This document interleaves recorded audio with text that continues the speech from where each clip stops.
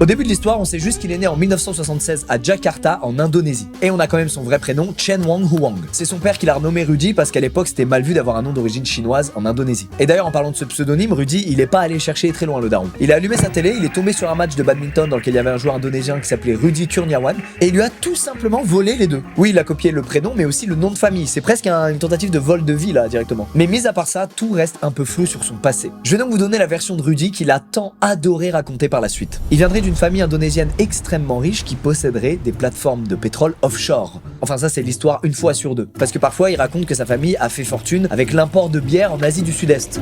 Tsingtao, j'ai la ref. Bon, à vous de choisir votre scénario préféré. Moi j'aime bien le pétrole offshore là. Mais en plus d'être une famille fortunée, c'est une famille soudée comme jamais. Et donc ils sont tellement proches les uns les autres et tellement riches qu'ils n'hésitent pas à aider notre bon vieux Rudy en lui donnant de l'argent de poche. 1 million de dollars par mois. 1 million! Alors oui, c'est un escroc qui ment sur son passé, mais pour le coup, cette info, elle est en partie vraie. Rudy a vraiment énormément d'argent quand il commence cette histoire, cette escroquerie, mais cet argent, on sait pas trop d'où il vient. Apparemment de sa famille, mais qu'est-ce qu'ils font? On saura jamais. Bref, en tout cas, avec ce petit pactole qu'il a à disposition, il voit la vie en grand, et il a des rêves. Notamment le rêve américain. Ah, burger! Il s'inscrit donc à la California State University juste pour choper un visa étudiant, mais là encore, on n'a pas beaucoup d'infos sur lui. On sait qu'apparemment les études ça s'est pas trop bien passé, on sait qu'il a bossé dans un magasin de golf aussi, et pourtant lui